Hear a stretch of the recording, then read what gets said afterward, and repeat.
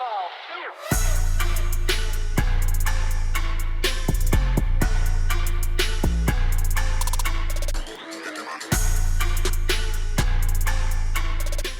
is up, everyone? My name is Mr. J, and today I am bringing you a Digimon deck profile. So a few weeks ago, I took Imperialdramon to locals, managed to get second place with the deck. It's a fun deck overall. A lot of you tend to catch a lot of people off guard because nobody's really playing Imperial, so you can sneak in some wins. But with that being said, let's go through the deck profile. You guys can check out the matches if you want. They are on the channel. So starting off with the eggs, we do have 4 copies of Digimon. I prefer this over the Digimon that is, when attacking, if this Digimon has jamming, draw a card. Because a lot of times, sometimes you won't have jamming, and you'll see what I'm playing. I really like Digimon. I just feel like it's more consistent overall. So I prefer Digimon. Again, personal preference, up to you if you really like the Digimon. Like if you have the Altart Digimons, yeah, go ahead, bro, play them. Doesn't really matter. For the rookies, I'm gonna lay them out.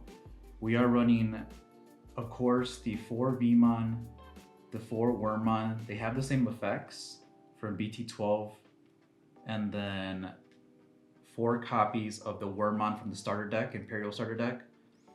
So these ones have the same effect. The only difference is that Wormmon adds 1 with Ken Ichijoji in the name for the Tamer, and this one adds 1 with Davis Motomiya in the name.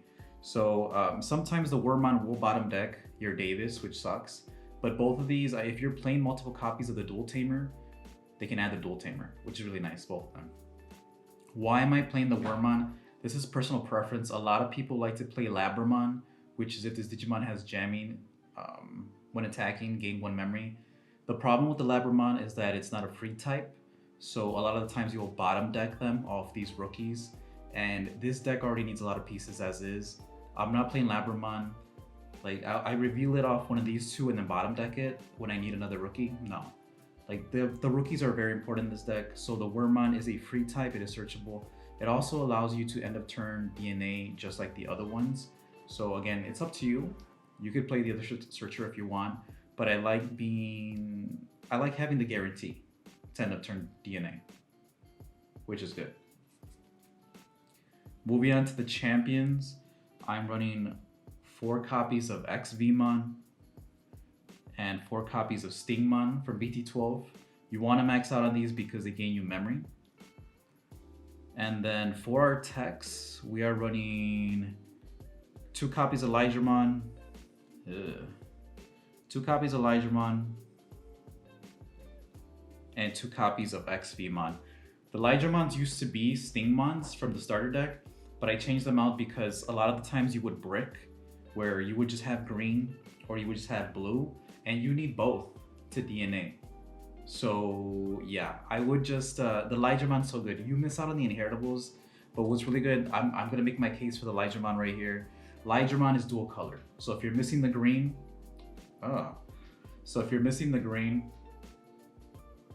Digimon's got you covered. If you're missing the blue, Digimon's got you covered. The armor purge also allows you to be a little bit more aggressive with the deck.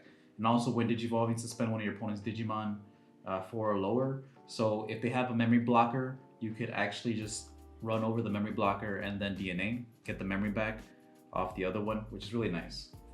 Personal preference, again, but Digimon, as soon as I made the switch, even though the Stingmon draws you cards, the Digimon is better because with the Stingmon, you just break, bro. Like with the Digimon, it lets you DNA. So again, up to you, but I'm seeing success with the Digimon.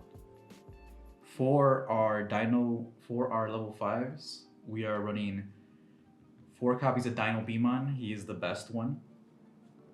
4 copies of the, I should do it the other way. 2 copies of the new Imperialdramon and 2 copies of the old Imperialdramon. So it actually used to be 3 copies of the new Imperialdramon, but I like the aggression that the old Imperialdramon offers. But the new Imperialdramon is really good for stripping sources of like big Digimon, so like Chaosdramon, Wargreymon, Black Wargreymon. This one really helps you out, so I like him. But yeah, in all honesty, I kind of want to play 9. But I still think the Dino Beamon is the best one because it suspends your opponent's Digimon. and then just swings over it. It's like a pseudo blitz, but you have to blitz into your opponent's suspended Digimon.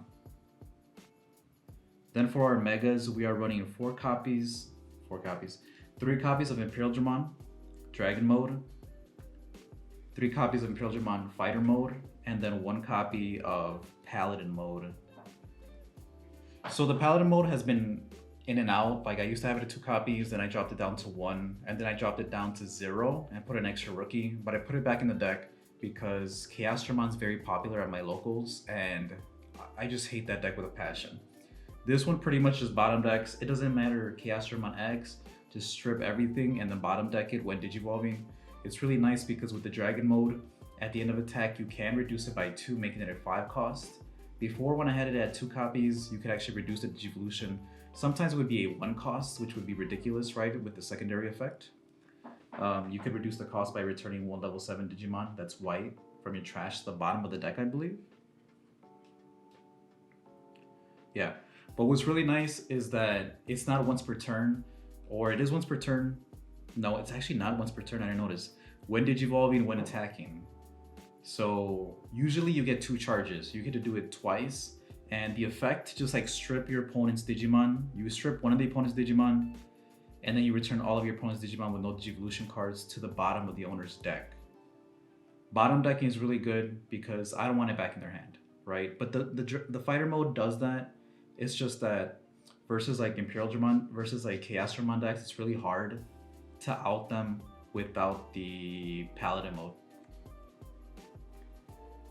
Alright, so moving on to our Tamers, we are running 4 copies of Davis Motomiya. That is the BT3, the OG. 3 copies of the new BT12 Davis, and then 1 copy of Davis and Ken. So I remember I was playing someone, I think it was, who was it? Someone from the Discord sold me on the Davis and Ken, the dual tamer, and I kind of want to cut this one and put another second dual tamer because the Davis is nice, but the Davis you need like a lot of setup. The 4 Davis here is really good because it sets you to 3 and it gets you usually 2 cards. I'm not changing that. I know a lot of people run 3 Davis. I've been a fan of 4 because he's the best blue and he's the best green tamer in the game right now. So yeah, Davis, 4 copies of course. The new Davis is really good because you gain a memory, but the gain of memory is kind of like insignificant, to be honest. I will say that because when one of your 2 color blue and green Digimon attacks by suspending this tamer, that Digimon may digivolve into a card with Imperialdramon in its name for the cost. So you can actually go into Paladin mode, which is really nice to like bottom deck a blocker, bottom deck a Chaosdramon like mid attack. It's really cool. The problem is that sometimes I honestly would rather just have something else. So this is the 1 card I want to cut. I just don't know what to put for the Davis yet. Maybe just the 13th rookie. And then for our options, we're only running 3, 2 copies of Megadeth, and then 1 copy of Hidden Potential Discovered. Hidden Potential Discovered, why not play it? It's at 1 copy. It's really good. If you've seen my matches like on YouTube, you already know like Hidden Potential Discovered usually wins me the game, especially if you Hidden Potential Discovered and go into Paladin mode. I don't think that's happened on the matches on the channel, but when it does happen, that's pretty cool. Megadeth is a really good utility card. The thing with Megadeth is I used to have it at 1 copy and then I dropped it down to 0, dropped it down to 1 and then I brought it back to 2. This is pretty much just your shotgun. With the Megadeth, I like to think about it like a shotgun. Like the shotgun's just get the away from me card. Like if your opponent just has a Digimon out there, just blast it away, put it back in their hand. It's really good at disrupting, great in security. And yeah, Megadeth is a really good card. If I could play at 3 copies, I would. Maybe I'm gonna cut the Davis and play the 3 copies of Megadeth because it's just that good.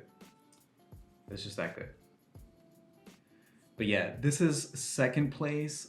If you guys saw the finals match, I know I made so many mistakes and I could have taken 1st place and this video would have been called 1st place Imperialdramon, but it wasn't meant to be. So maybe next tournament run, I'll be able to do that. But yeah, that's the deck profile. That's the deck profile, guys. If you enjoyed the deck profile, again, check out the matches on YouTube. But yeah, hit that like button, subscribe if you're not already subscribed. My name is Mr. J, and I will see you all next time.